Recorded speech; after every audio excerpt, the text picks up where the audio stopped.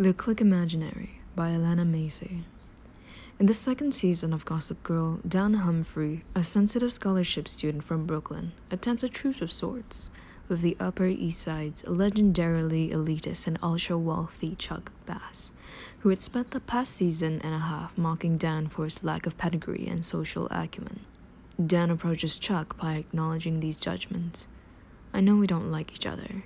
You think I'm a boring, sheltered nobody," he says, only to be interrupted by Chuck's cool and brutal correction. "I don't think of you." This moment illustrates one of the fundamental aspects of the mystique of cliques. Outsiders are preoccupied with how the members of the clique perceive them, while clique members are not preoccupied with outsiders at all. This asymmetry of concern is at the core of how cliques are commonly understood, as inherently vicious and exclusionary. Cliques are the scapegoats for all behaviors perceived as negative by the outside of it. Parents blame cliques for replacing the family's value systems with those of the peer group. Teachers blame them for elevating socializing above academic learning in school. Peers blame cliques for their lower self-esteem because they feel rejected by the clique, whether or not an outright rejection has occurred at all.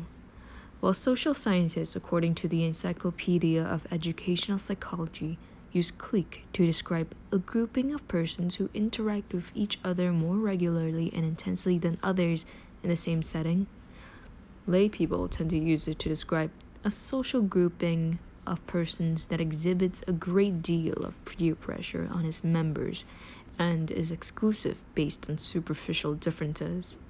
I contend that the latter definition does not take into account the gendered nature of our social distaste for cliques. It's no surprise that Gossip Girl, given its high school setting and exaggerated teen hierarchies, would offer an especially instructive moment demonstrating the social dynamics of the clique. What is surprising is that the moment consists of an exchange between two young men. Though the most common stories of sadistic hazing rituals on high school campuses feature young men's sports teams, it is young women's lunch tables that bear the brunt of most critiques of traumatizing adolescent social behaviors. In the public imaginary, cliques are almost universally characterized as not only female, but as hyper-feminine, and they are held to demonstrate the absolute worst that young women have to offer: cattiness, exclusivity, cruelty, and ruthless social ambition. Whether or not a pop culture representation of a female friend group will be characterized as a clique hinges largely on whether viewers believe they would be accepted into the group. Few would question that Mean Girls Plastics are a clique. Their exclusivity is explicitly stated, their group rules rigid and exaggerated. The Heathers of Heathers are notable for how their group assimilates individual members to the point where their given name is obviated. Winona Ryder's Veronica is grouped in as a Heather. But what of the four preteen girls and Now and Then? They are ultra-reliant on one another for validation of their changing adolescent moods, and they appear to have no social world outside of their quartet.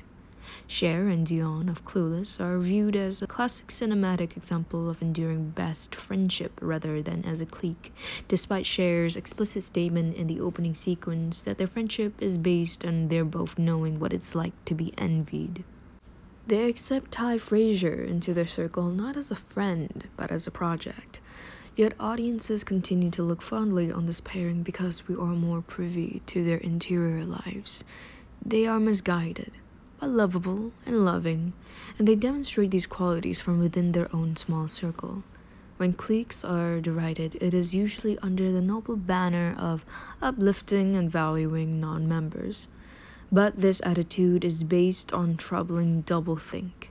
It champions the outsider as inherently worthy of belonging to the clique, while condemning the very existence of the same clique. "You are just as pretty and cool as those girls. They're missing out by not being friends with you," is a more typical response than, "If they aren't friendly, why do you want to be friends with them?" Or, well, maybe they have enough friends. The implication of our suspicions of cliques is that the only reason anyone has a close circle of friends is to experience the joy of excluding others, not the support of strong bonds. Much of the academic literature about adolescent cliques views them as something closer to intentional communities with stated missions and values than elitist in-groups. Positively oriented cliques, based on values of caring, empathy, and respect for others, provide learning experiences that augment those opportunities available in the family unit during adolescence, writes Bette J. Friedson, LCSW, on social worker resource site Help Starts Here. But because cliques consist of members who only interact frequently and intimately with fellow members, as both the social science and lay definitions suggest, it should not be surprising that some outsiders can't perceive that a clique's values are positively oriented. If these outsiders assume that their non-exclusion is actually an intentional exclusion, that may say more about their imagination than anything about the clique. Friedson continues, someone who is rejected from a pro-social clique may gravitate to a clique of outsiders. Such a clique might clique around antisocial behaviors as a way of expressing negative emotions. In such a case, a dysfunctional type of self-esteem can emerge. It is convenient to blame cliques for which people never belonged as having more influence on their behavior than their own friend groups or their disposition, but it is also dishonest. A study in development psychology published in 2009 found that young people already possessing antisocial qualities were likely to gravitate toward antisocial, more deviant cliques. Navigating one's own clique dynamics is challenging enough. To demand that the clique members be responsible for the negative emotions of outsiders is beyond an undue burden. The same study found that after age 20, most people have developed resistance to peer influences that might have endangered antisocial behaviors only a few years earlier. Films about early adulthood shifted markedly toward depicting romantic entanglements rather than tumultuous friendship dynamics of teen dramas. Yet the belief that clique behavior continues into adulthood persists. The Plastics may have been a high school fiction, but it didn't stop adults like F. Diane Barth from authoring a Psychology Today article in 2015 in which she labels adult women mean girls in a harrowing story on mummy cliques she encountered at her child's gymnastics class. The language in the article is telling. No one, it seemed, was interested in making a new friend. These women seemed to want to know that they were leaving me out. Two of them appeared to intentionally wait until I was within earshot to make their plans to have lunch together. In those moments when I felt transported back to my own childhood sense of inadequacy and inferiority, was the sense that now my son was in the frame.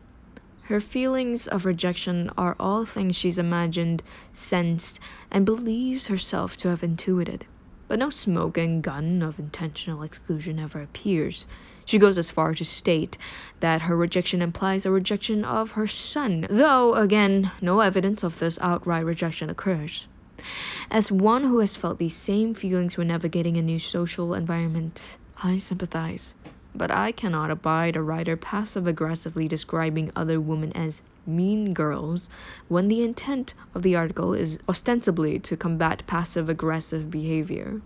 Barth's suspicion of adult female friends is hardly an anomaly. A 2013 survey found that 43% of a 3,000-person sample believed their workplace to be populated with cliques. We found that office cliques tend to form most in corporate environments with weak management. Catherine Crowley, a career and life coach, told Forbes, "They are like office gangs that emerge to fill in the void of leadership." That's right. If you go to happy hours without taking along the entire office, it's just like being in a gang. Though Crowley's statement about gangs are not specifically gendered, having authored a book called Mean Girls at Work, How to Stay Professional When Things Get Personal, she has a particular bone to pick with women in cliques. The professional copy of the book reads like classic conspiracy theory.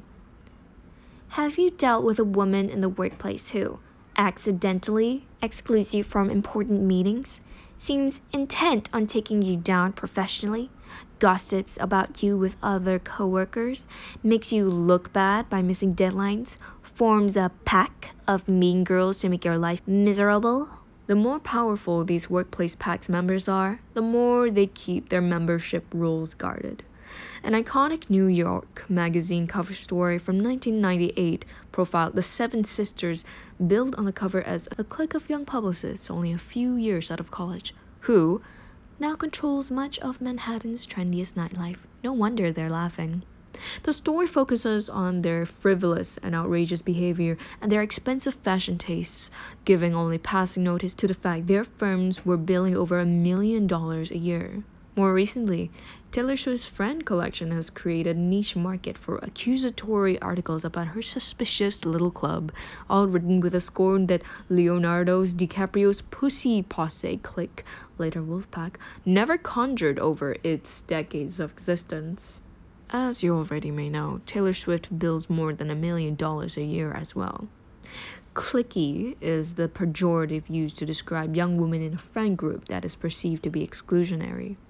But this dismissal dehumanizes them and disregards their personal reasons for maintaining a tight-knit circle of friends. The suspicion aimed at cliques targets female intimacy, particularly when it's shared between women with social capital. My friend and fellow writer Rachel Syme once noted, "Two powerful men being friends is an inevitability. Two powerful women being friends is a conspiracy."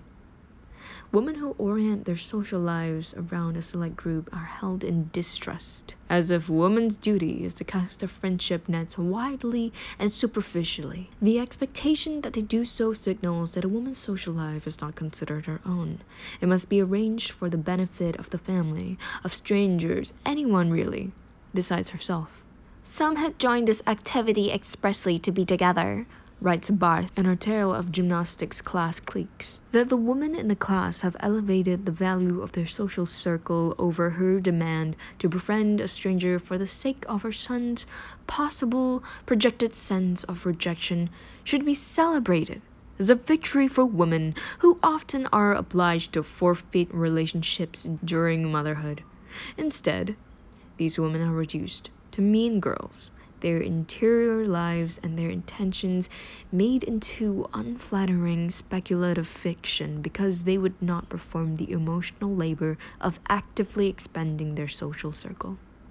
Maintaining a small group of friends is about quality control of the friendships themselves, not quality control of the group's members. A woman entrusted with any modicum of power and capital faces enough suspicion in her professional and personal lives to make the scrutiny of her friendship choices far more cruel than any imagined slights against those outside her circle. Her approval and her confidence are seductive prospects, but they are only entitlements in the most hollow politics of solidarity.